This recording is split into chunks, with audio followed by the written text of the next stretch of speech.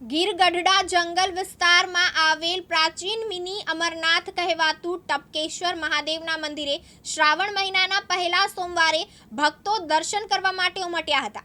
ગીર મધ્યમાં બિરાજમાન મિની અમરનાથ કહેવાતું ટપકેશ્વર મહાદેવ ગીર જંગલ વચ્ચે વહેતી ખડખડ નદીઓ અને સિંહોની ડળક વચ્ચે બિરાજમાન ટપકેશ્વર મહાદેવ અહીં આવેલ ગુફામાં સ્વયંભૂ શિવલિંગ પર પાણી ટપકતું હોવાથી ટપકેશ્વર મહાદેવ પડ્યું છે। અજ્ઞાતવાસ દરમિયાન માતા કુંતી સાથે પાંડવોએ અહીં શિવજીની પૂજા કરી હતી। મેઘાવી ઋષિ દ્વારા 2000 વર્ષ તપસ્યા બાદ ગંગાજી અહીં સ્વયંભૂ પ્રગટ થયા હતા। કહેવાય છે કે અહીંયા આવેલ ગુફા છેક જૂનાગઢ સુધી નીકળે છે।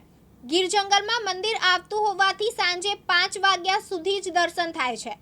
મંદિરના મહંતને પણ અહીં રાત્રિ રોકાણની મંજૂરી નથી। ગીર ગઢડા તાલુકાના ફરેડા ગામથી આશરે 3 કિલોમીટર દૂર ગીર જંગલમાં આવેલ ટપકેશ્વર મહાદેવના મંદિરનું શ્રાવણ માસમાં અદ્ભુત અને રમણીય દર્શન કરતા શિવભક્ત અને શ્રદ્ધાળુઓની ભીડ ઉમટી છે। જંગલની લીલી ચાદર હોય અને જંગલ વચ્ચેથી ચંદ્રભાગા નદી મહાદેવનો અભિષેક કરે તેવો નજારો અહીં જોવા મળે છે।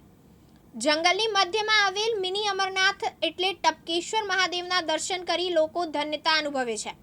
એમાં પણ ગુફામાં બિરાજમાન ટપકેશ્વર મહાદેવ પર ગુફાના પથ્થરમાંથી જાણે માં ગંગા મહાદેવ પર જળનો અદ્ભુત અભિષેક કરે છે એવા દર્શન થાય છે। અહીં શ્રાવણ માસ દરમિયાન રુદ્રાભિષેક તેમજ અન્ય શિવજીની પૂજા અર્ચના શિવભક્તો દ્વારા કરવામાં આવે છે। ટપકેશ્વર મહાદેવનું મંદિર જંગલ વિસ્તારને આવેલો હોવાને કારણે અહીં વન્ય પ્રાણીઓનો પણ વસવાટ હોવાના કારણે વન વિભાગ દ્વારા અહીં સવારથી સાંજ સુધી જ દર્શન કરવા દેવામાં આવે છે। ચોમાસા દરમિયાન અનેક જગ્યાએ ઝરણાઓ લીલી વનરાયુનો નજારો અનહદ આકર્ષક જોવા મળી રહે છે। આ જગ્યાનો દેખભાળ મુક્તાનંદ બાપુ દ્વારા કરવામાં આવી રહ્યો છે, જ્યારે વન વિભાગ દ્વારા અને પ્રકૃતિ પ્રેમીઓ દ્વારા ગીર જંગલ આવેલ મિની અમરનાથ કહેવાતું ટપકેશ્વર મંદિર આવતા ભક્તોને એક વિનંતી પણ કરાઈ છે કે અહીં આવતા દર્શનાર્થીઓ પ્લાસ્ટિક બેગનો ઉપયોગ ન કરે અને ધૂમ્રપાન પણ ન કરે, આપણી પ્રકૃતિની સંભાળ કરે તેવી અપીલ પણ કરાઈ છે। પટેલ ધોરાજીથી આવું છું।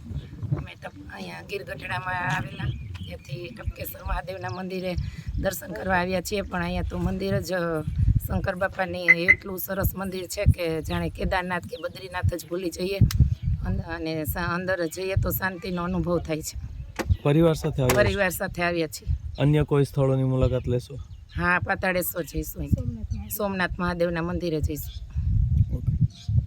મારું નામ ઉદયસિંહભાઈ કનુભાઈ ચૌહાણ, સરપંચ લવરડા, ભાવનગર જિલ્લો, સિહોર તાલુકો।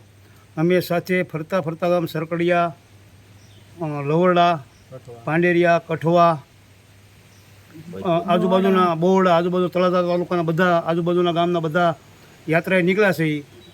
તુલસી શ્યામ, સોમનાથ, ટપકેશ્વર મહાદેવ છે, અહીંયા અનોખો અનુભૂતિ થઈ છે। નોખા ભવાયરામાં જઈને આનંદ માન્યો છે। ટપકેથી અહીંયા શિવલિંગ પાણી પડે છે અને બને છે એવી અમને અહીંયા બહુ સારી અનુભૂતિ થઈ છે। મારો પરિચય રામભાઈ ગીગાભાઈ ભમર, ગામ બોરડા, ભાવનગર જિલ્લો।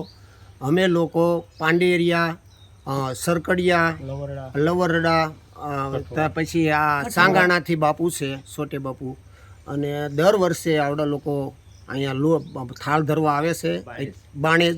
અને આ વખતે અમે લોકો સોમનાથ ગયા, સોમનાથથી હવે દોણેશ્વર જવું, પણ ટપકેશ્વર પણ આખરે લીધું, પણ અહીંયા અતિ આનંદ આવ્યો છે। અને અહીંયા જોવાલાયક પાંડવો વખતનું બહુ પુરાતની વસ્તુ છે। અને અહીંયા જાણે આપણે એવું લાગે કે આપણે બહાર અમરનાથના દર્શન કરવા ગયા હોય એવી અહીંયા અનુભૂતિ અંદર થાય છે। કેવી રીતે લિંગ બને છે?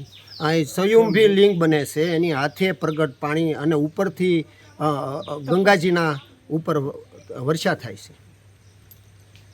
મારું નામ વિમલાનંદ ગુરુ મુક્તાનંદજી બાપુ, સાપરડા, અખિલ ભારત સાધુ સમાજના પ્રમુખ, ને આ અગ્નિ અખાડા આવી ગયા છે। આ ટપકેશ્વર મહાદેવ જ્યાં પાણીના ટીપા પડવાથી શિવલિંગ બને છે એટલે મિની અમરનાથ કહેવામાં આવે છે। અહીંયા પાંડવો અજ્ઞાતવાસમાં જ્યારે આવેલા ત્યારે એને આરે કુંતામાં હોવાથી કુંતામાને હરરોજ શિવ પૂજા કરવાનો નિયમ હોવાથી કુંતામાને ભીમ તો પેલા પાંદડાની શિવલિંગ, માટીની શિવલિંગ ગમે એમ બનાવી નાખતા, પણ ગુફામાં રહેવાનું હોવાથી આ પેલી ગુફા છે એ ગિરનારમાં નીકળે છે। એટલે એને કીધું કે અર્જુનને કૃષ્ણ ભગવાનને કે કુંતામાની વ્યવસ્થા કરો, એટલે ચંદ્રભાગા નદી જે છે એને ગુપ્ત ગંગા તરીકે પ્રગટ કર્યા. જ્યાં ટીપું પડશે ત્યાં શિવલિંગ બનશે. પણ આ જંગલમાં આવેલી હોવાથી, અહીં હિંસક પ્રાણીઓ હોવાથી, બીજી એક ગુફા છે એમાં દીપડા આ તે બધું જનાવર બાળકોનું બધું ધ્યાન રાખીને રહેવાનું હોય છે. દર્શન કરીને અહીં રાત્રિ રોકાણ કોઈને હોતું નથી, એટલે જંગલ ખાતાના નિયમ મુજબ આવવાનું, જંગલ ખાતાના નિયમ મુજબ જવાનું હોય છે. અહીંયા એક મેઘાવી નામના મહાત્મા થઈ ગયા, એને 2000 વર્ષ સુધી તપ કર્યું, ગંગાજી પ્રગટ થયા અને શિવલિંગ બને છે.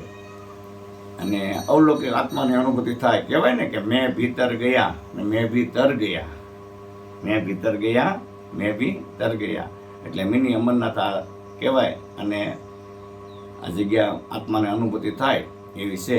અને પ્લાસ્ટિક કચરો રસ્તામાં ક્યાંય પીડ્યો હોય તો લઈને ગેટ બહાર નાખવો, નાસ્તા કરીને ડીશું, આ તે બધી મોટો પ્રોબ્લેમ રહેશે. પબ્લિક બધાય જ્યાં ત્યાં પ્લાસ્ટિક વેરી નાખે છે. તો આ જંગલમાં હોવા ત્યાં નિયમ નીતિ નિયમનું પાલન કરવાનું, માનવ સેવા કરવાની. હરિઓમ. માવજી વાઢેર, દિવ્યાંગ ન્યૂઝ, ઉના, ગીર સોમનાથ.